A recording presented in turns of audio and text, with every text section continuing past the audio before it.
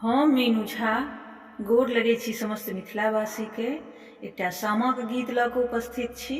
सब गोटे के सामाक बहुत बहुत शुभकामना। धन्यवाद। जय मिथिला, जय मैथिली। गे माई वृंदावन में किशन कन्हैया, गोपी संग रास रचाई। आगे माई वृंदावन में किशन कन्हैया, गोपी संग रास रचाई। गोपी संग रास रचाई गे माई, गोपी संग रास रचाई।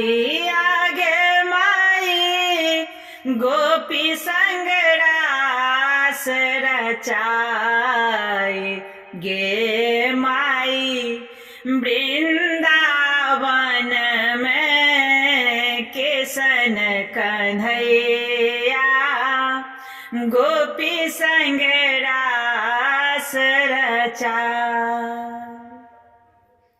से हो रास देख गेला हमर भैया, लागी गेलन दिन दोई चारी। गे माई लागी गेलन दिन दोई चारी।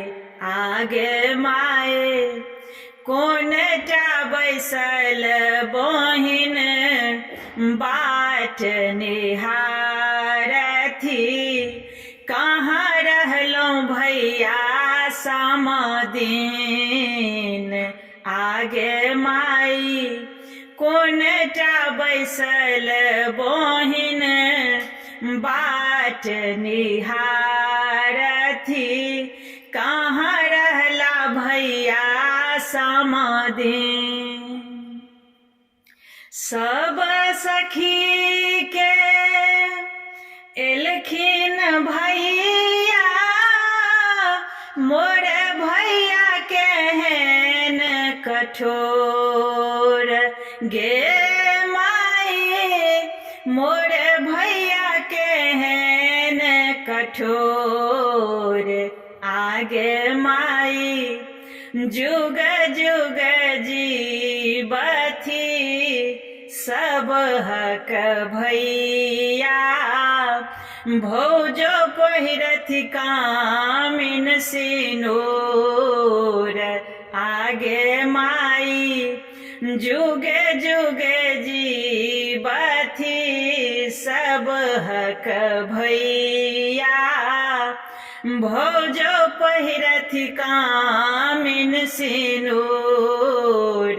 गे माई वृंदावन में किशन कन्हैया, गोपी संग रास रचाई।